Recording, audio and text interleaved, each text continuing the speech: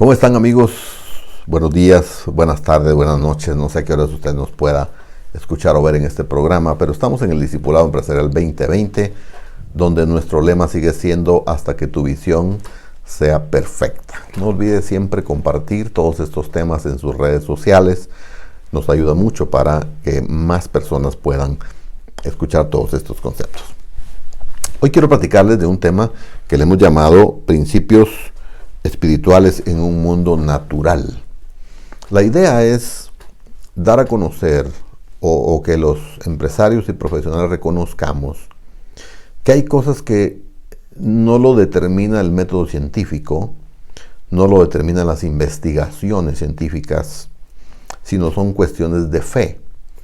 Y a veces la fe, cuando todo está bien, la fe la dejamos por un lado, pero la fe se activa prácticamente cuando nosotros empezamos a tener algún problema y entonces acudimos a Dios.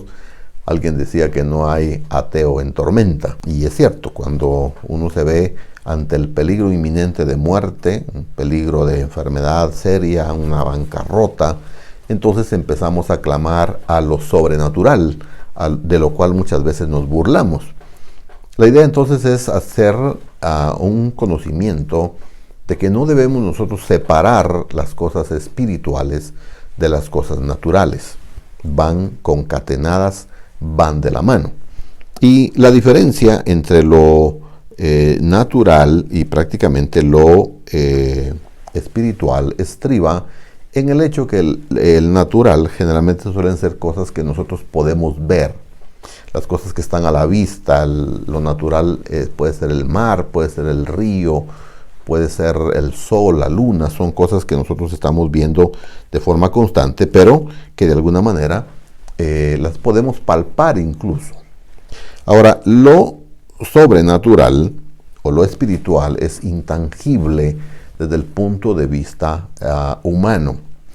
Y se requiere ciertas cosas espirituales para uno poder entender esos principios.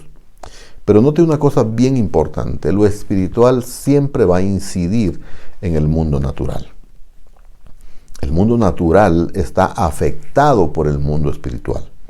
Y esto es importante entenderlo y practicarlo, porque si usted se dedica a ser un pastor, usted lo entenderá mejor. Pero a veces un empresario, un profesional que solo ve el mundo natural, está incrédulo ante estas cosas. Pero por eso el programa del día de hoy es ver cómo esos principios espirituales inciden en el mundo natural. Y quiero empezar diciendo que el hombre natural, bueno, lo que ya estamos mencionando, no puede ver el mundo espiritual. Y miren lo que dice el libro de 1 Corintios 2:14. Pero el hombre natural no percibe las cosas que son del Espíritu de Dios, porque para él son locura y no las puede entender, porque se han de discernir espiritualmente. Aquí empezamos con el primer principio. Quiere decir entonces que para poder entender nosotros el mundo espiritual, debe ser desde la esfera del Espíritu. Y esto significa haber tenido un encuentro con Dios, que el Espíritu Santo haya penetrado en su corazón, y uno sabe cuándo tiene el Espíritu Santo dentro. Y ese Espíritu Santo es el que le hace entender las cosas desde el punto de vista espiritual. Uno puede ver, por ejemplo, alrededor, en el gobierno o en la violencia, todos podemos decir, no, es que es la pobreza la que genera toda esa violencia, pero en realidad hay cosas espirituales detrás de todo esto. Y repito, el mundo o el hombre natural, el hombre que solo percibe lo natural, no va a percibir lo espiritual, porque se ha de discernir espiritualmente. ¿Se da cuenta? Y aquí es donde tenemos que aguzar los oídos espirituales para poder entender esas cosas que pasan en el mundo. Es más, yo creo que usted tiene muchas preguntas en su ámbito personal de las cosas que le han pasado. Pónganse a pensar todo lo que le ha pasado. Todo tiene un trasfondo espiritual. El problema, como yo decía al principio, es que muchas veces lo reconocemos hasta que estamos en crisis. Pero cuando todo está sano, está bueno, hay dinero, hay comida, hay salud, las relaciones están buenas, nos olvidamos de Dios un poco, cuando en realidad a Dios nunca se le debe olvidar. Todo el tiempo debemos estar amarrados con Él para siempre, porque esto nos tiene un componente espiritual también después de la muerte. Después de la muerte no acaba todo. Realmente es cuando empieza la vida o la muerte eterna. Y hoy es cuando decidimos nosotros el tipo de vida eterna que vamos a tener o de muerte eterna. Bueno, eso ya es un poquito más escatológico, no vamos a detener a esto. Pero vamos a empezar con algunos principios que son claros, que son espirituales, pero que inciden en el mundo natural. Hay uno que dice, lo que dices, recibes. Sus propias palabras, en algún momento dado, pueden liberar el poder espiritual disponible que hay para la persona que cree y obviamente traerle amor, traerle gozo, traer paz, felicidad, éxito y prosperidad. Eso se genera muchas veces cuando se desata el poder por lo que uno dice. Ahora, darse cuenta que no hay nada que iguale el poder de sus palabras. Todos tenemos que considerar esto. Darnos cuenta que no hay nada que iguale el poder de sus palabras. Hay gente que usa palabras sobre sí mismo negativas que lo amarran a cuestiones que nunca puede salir. Cuando intenta salir, sus palabras están tan metidas en el subconsciente que es lo que sale a luz cuando alguien lo quiere sacar de donde está. Pero se puede. Lo que dices, recibes. ¿Qué tal si vamos cambiando nuestra forma de dirigirnos a nosotros mismos? ¿Qué tal si vamos cambiando nuestro diálogo interno? Que yo no sirvo para nada, yo soy un bruto, soy esto y el otro, y empezamos a maldecirnos cuando podríamos empezarnos a bendecirnos, o sea, a bendecirnos, a decir cosas buenas de nosotros mismos. Proverbios 18:21 dice, escuche esto, muerte y vida están en poder de la lengua, y los que la aman comerán su fruto. Muerte y vida hay en la lengua. Quiere decir que lo que yo digo, recibo. O sea que yo puedo determinar entonces cuál será mi futuro con el solo hecho de empezar a cambiar mis palabras. Claro, por supuesto que este es todo un proceso porque va a requerir no solo repetir como loro, sino también tomar acción de lo que uno está diciendo. Pero este pasaje de Proverbios, que lo dijo el rey Salomón, dice, muerte y vida hay en tu boca, en tu lengua. Y luego Mateo 12:37 dice, porque por tus palabras serás justificado y por tus palabras serás condenado. Estos son entonces principios espirituales que están incidiendo en el mundo natural. Es interesante, ¿no? Vamos a aprender algunos otros principios entonces que pueden ayudarnos a vivir una mejor vida natural desde el punto de vista sobrenatural o espiritual. Hay otro principio general, y eso lo vemos diario, pero a veces no le ponemos el nombre que deberíamos de ponerle. Lo que siembras, cosechas. ¿Se ha dado cuenta? La gente hoy le llama el karma. Recibió su karma, o sea, su compensación por lo bueno o malo que hizo. El karma lo atrapó. Pero es un principio bíblico, sobrenatural, que de alguna manera incide sobre el mundo natural. Es un principio espiritual ejerciendo. Bueno, y lo podemos ver en la naturaleza. Tan sencillo. Uno siembra un maíz. Un maíz. Le va a dar una mata que le va a dar alrededor de 3 o 4 mazorcas. Mazorca se le llama donde está pues todo el maíz, ¿no? Y cada mazorca tendrá, no sé, 500 maíces. Mire el poder de la multiplicación que hay en lo que se sembró, fue lo que se cosechó. Y la semilla, obviamente, hay que saberla dirigir, no solo la calidad de la semilla, sino también la calidad de la tierra. ¿Qué semillas está sembrando usted en su familia? Su familia es una buena tierra. Por lo tanto, palabras de amor, palabras de ánimo, palabras de consolidación, de afirmación, que es lo que nuestros hijos necesitan. Ellos necesitan saber que Cristo es el Señor y Salvador. Ellos necesitan saber que ellos son capaces de hacer lo que quieran hacer. Lo que pides, recibes. ¿Te das cuenta? Lo que siembras, cosechas. Este principio es aplicable muchas veces. De hecho, el rey Salomón también lo mencionó en el libro de Eclesiastés. Dice, echa tu pan sobre las aguas, que después de muchos días lo encontrarás. ¿Por qué? Porque usted siembra hoy, usted va a cosechar mañana. Las empresas japonesas tienen la convicción de que sus empresas serán prósperas dentro de 20 años. Ellos saben que están sembrando. El problema nuestro es que queremos frutos inmediatos y no esperamos. Pero cada semilla tiene su propio proceso de cosecha.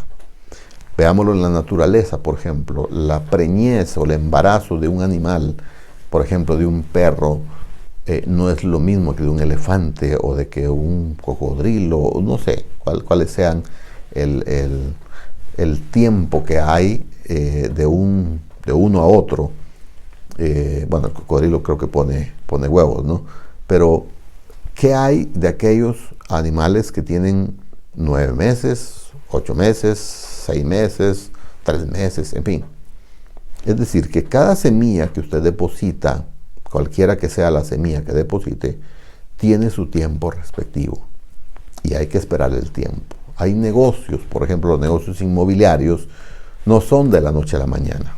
Si usted se quiere dedicar a los bienes inmuebles, al alquiler de propiedades, pues no es tan rápido la recuperación. Los que se dedican a esto dicen que una inversión de este tipo se recupera en 10 años aproximadamente. Es el tiempo ideal para uno poder recuperar eso. Así que lo que siembras, cosechas. Gálatas 6:9 dice, no nos cansemos de hacer el bien. Y aquí es donde viene el principio general. Porque a su debido tiempo cosecharemos si no nos damos por vencidos.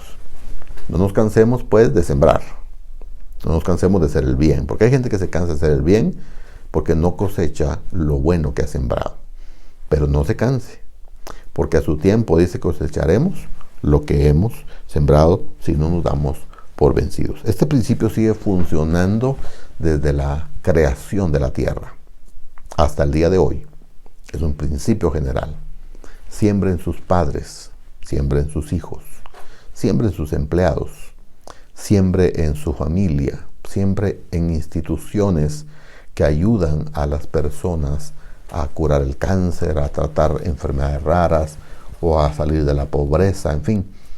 Siempre echa tu pan sobre las aguas porque después de muchos días vas a encontrarlo. Gálatas 6:7 dice, no se engañen, de Dios nadie se burla, cada uno cosecha lo que siembra. ¿Se da cuenta? Este principio sigue tan activo el día de hoy y lamentablemente tiene también su parte negativa. Este principio es aplicable para ambos lados del ámbito en el que estamos hablando. Se cosecha también lo malo. Y aquí es donde yo quisiera llamar su atención de no hacer trampas, de no hacer mafia, no hacer marufias, porque tarde o temprano, si no lo cosecha usted, lo cosecharán sus hijos. Y es algo que nosotros no quisiéramos tener a la vista. Muy bien. Hay otro principio que yo quisiera avanzar, y es este: tengo autoridad cuando estoy bajo autoridad. Ahora mire, este principio de autoridad puede ser un poquito de problema para muchos, porque muchos están acostumbrados a ser rebeldes y a hacer lo que se les da la gana. Pero la verdad es que la persona que vive de esa forma, en realidad no vive libre, sino que vive sujeta a sus propias pasiones. No es capaz de sujetar las propias pasiones y hacerlas dóciles y controlarlas. Pero mire qué dice Mateo 8:9. Porque yo mismo estoy bajo órdenes superiores y a la vez tengo soldados bajo mi mando. Mire cómo este hombre a cual Jesús le estaba haciendo un milagro dice: yo mismo estoy bajo órdenes superiores y a la vez tengo soldados bajo mi mando. Cuando le digo a uno de ellos que vaya, va. Cuando le digo a otro que venga, viene. Y cuando mando a mi criado que haga algo, lo hace. El principio de autoridad es muy claro porque este gobierna el mundo, sino el mundo sería más allá del caos en el que estamos. Y por ejemplo, Dios dejó a los padres como guías de sus propios hijos. Pero en el matrimonio dejó al hombre como cabeza de gobierno. Y es más, a la mujer le dice, sujétate a tu marido. Y al hombre le dice, ama a tu esposa. Y al hombre le dice, tú estás sujeto a Cristo, que es la cabeza. Y luego dice, hijos obedezcan a sus padres en todo. Y si usted se da cuenta, entonces se da una amalgama de cosas de autoridad y se mantiene el orden.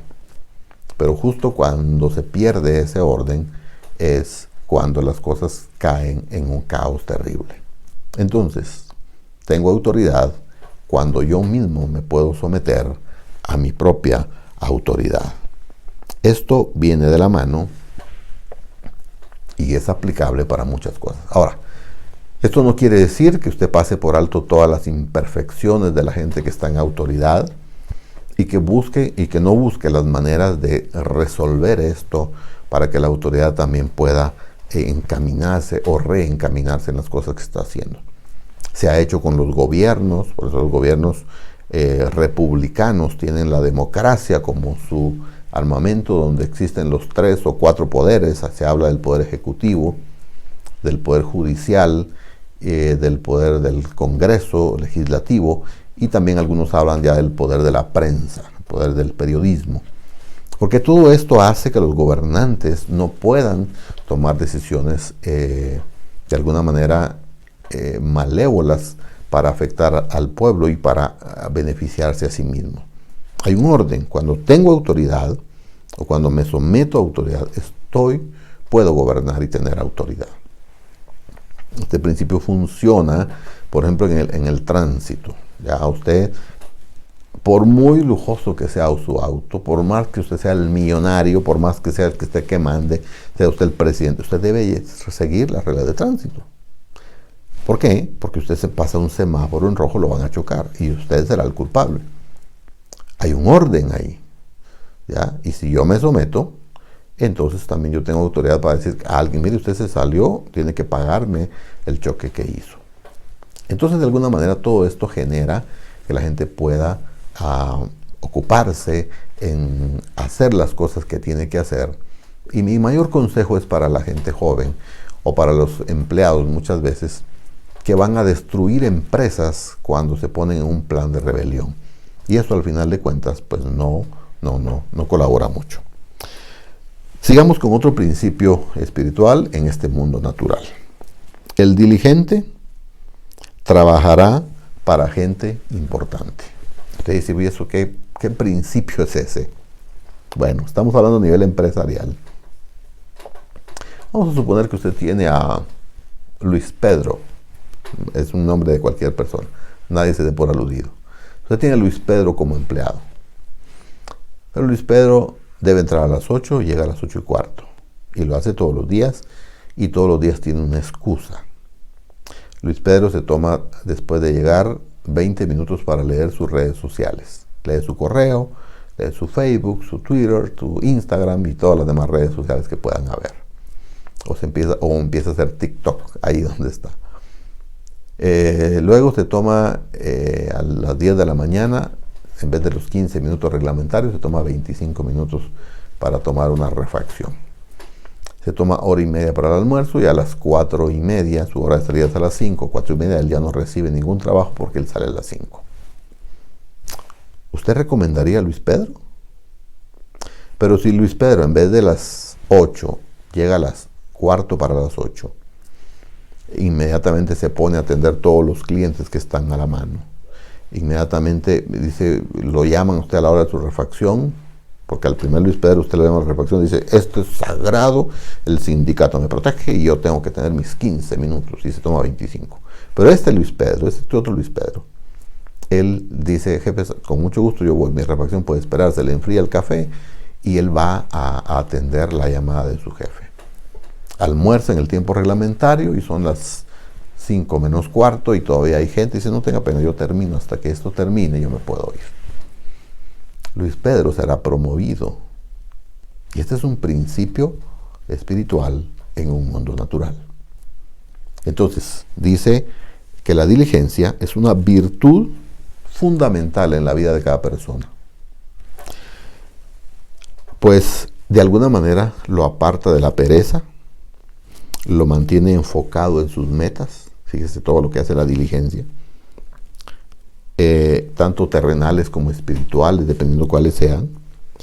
Y obviamente le permite ir en busca de más cosas, de la fe, del conocimiento, de la moderación, de la paciencia, del amor y de la excelencia, de la prosperidad. En fin, hay muchas cosas que el hombre diligente puede conseguir. Mire que dice Proverbios 22, 29.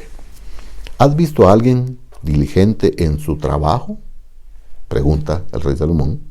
Y él mismo contesta, se codeará con reyes y nunca será un don nadie. ¿Ha visto al diligente? Ese prospera. Proverbios 12:27 dice, el indolente ni aún asará lo que ha cazado, pero haber precioso del hombre es la diligencia. Haber precioso, o sea, es un tesoro la diligencia. Ser diligente es un tesoro. Proverbios 10:4 dice, pobre es el que trabaja con mano negligente, mas la mano de los diligentes enriquece. ¿Se da cuenta? El diligente, el que se aplica, el que hace las cosas como debe ser, el que no le pone peros a lo que viene, al trabajo, el que siempre está dispuesto. Ese es un principio espiritual, es una actitud que hay dentro de la persona que lo dice, no, y aunque todos le dicen, sos lamebotas, sos esto, sos el otro, de alguna manera él quiere marcar la diferencia.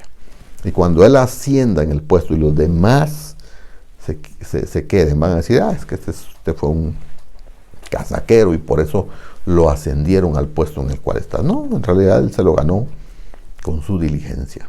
Es un principio espiritual que funciona en el mundo natural y en este caso funciona directamente en el mundo de los negocios, en el mundo del trabajo, en el mundo de lo que hacemos nosotros todos los días.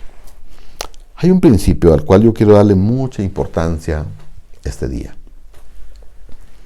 Es el principio de la honra. El principio de la honra es reconocer que esa persona a la que yo quiero honrar, por supuesto que esa persona tiene los suficientes elementos para merecer la honra que yo le estoy dando. Y eso habla del principio del respeto. Este principio del respeto Dios lo dejó tan claro con el mandamiento de honra a tu padre y a tu madre. Y se lo quiero leer en Éxodo 20:12, cuando Moisés está dando todos los reglamentos y están las leyes. Y aquí viene una especial. Dice, honra a tu padre y a tu madre, para que tus días sean prolongados en la tierra que el Señor tu Dios te da. Es decir, si Él dice, honra a tu padre y a tu madre, para que tus días sean alargados, prolongados, o sea, para que vivas más años, quiere decir entonces que el que no honra a padre y madre, se le acortan los días, se le acortan los procesos, se le acortan la vida. O sea que a veces hay gente que muere antes del tiempo en que debiera de vivir. Y entonces Él dice, honra a tu padre y a tu madre para que tus días sean alargados. En Levítico 19:3 dice, cada uno de ustedes ha de reverenciar a su padre y a su madre. ¿Se acuerda cómo saludábamos antes a nuestros abuelos? Yo me acuerdo que poníamos las manos así y agachábamos la cabeza para que de alguna manera nuestros padres, los abuelos nos bendijeran. Dice, Dios te bendiga, amigo. ¿Sí? ¿Se acuerda?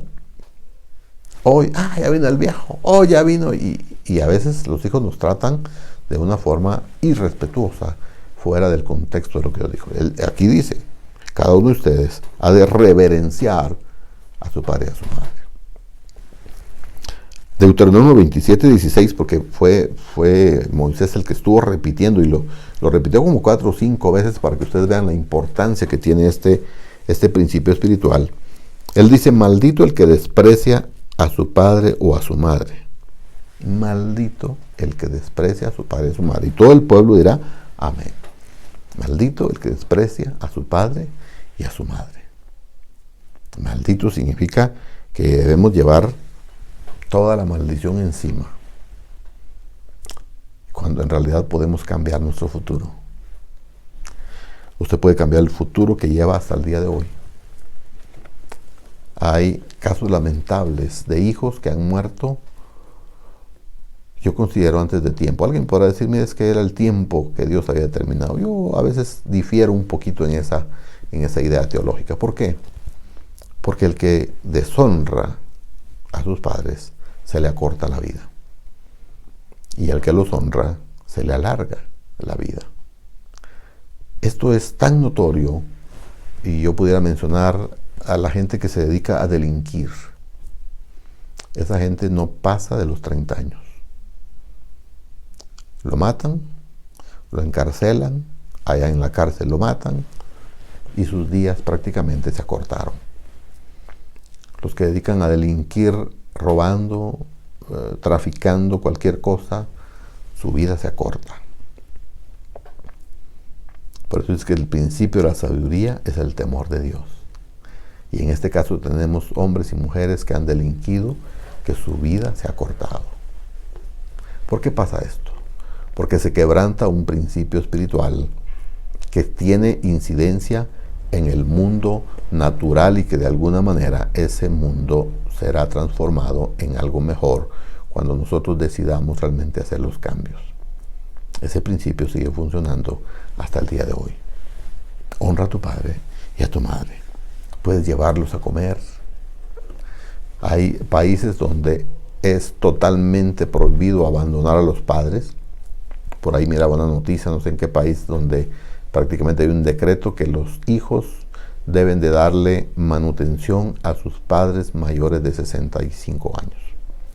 ¿Por qué? Porque esto es un principio de honra. Hay gente, yo generalmente me encuentro muy frecuentemente con este tipo de problemas cuando llega un ancianito, una ancianita y hay que prescribirle medicina, una medicina que no es barata, y me dice, doctor, yo no puedo pagar eso. Entonces yo le pregunto, ¿cuántos hijos tuvo usted? Algunos me dicen 6, 8, 10 hijos. Y entonces siempre hago la misma pregunta. ¿Usted pudo cuidar de 8 o 10 hijos? Pero es curioso cómo 8 o 10 hijos no pueden cuidar de usted. Es triste, ¿no?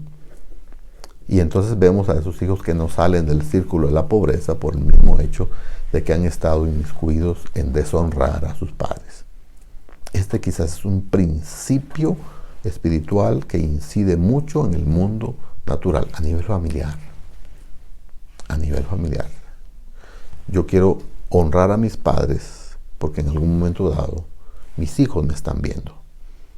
Y si ellos no aprenden a honrarme a mí como su padre, en algún momento dado su vida será cortada. Necesitamos entonces volver a esos principios espirituales. Principios que nos gobiernan de alguna manera. Pero usted no puede volver solo ni entender los principios espirituales. Los puede hacer como buena gente y probablemente le van a funcionar. Pero el entendimiento va a ser, como decíamos al principio, el hombre natural no puede entender las cosas espirituales porque se han de discernir espiritualmente. La única forma de poder discernir espiritualmente es reconocer a Jesús como Señor. Porque si reconocemos a Jesús como Señor, entonces nos enfrentamos ante una situación en donde Dios es el que controla todo. ¿Quiere hacer una oración conmigo este día? Para que ese mundo espiritual se le abra. Señor Jesús, yo quiero que entres en la vida, en la mente y el corazón de todas las personas que hoy están en este programa. Permite, Señor, que puedan incidir directamente en las cosas que hacen, Señor. Que el mundo espiritual pueda ser entendido y aceptado en el mundo natural. Yo sé que tú, Señor, tienes principios inquebrantables que seguramente van a funcionar para todos, Padre. Te lo pido en el nombre de Jesús. Amén. Quiero aumentar su caudal de entendimiento espiritual, a invitarlo a orar todos los días. Orar es hablar con Dios. No en palabras rebuscadas. Hable como usted habla, como usted se dirige a un amigo. Así diríjase a Dios. Lea su palabra, va a entender mejor. Y asóciese con un maestro espiritual, con un guía espiritual, con un líder espiritual, para que le ayude a conectarse a las cosas del Espíritu. ¿Te parece? De nuevo, gracias por su compañía. Los espero la próxima semana. Hasta pronto.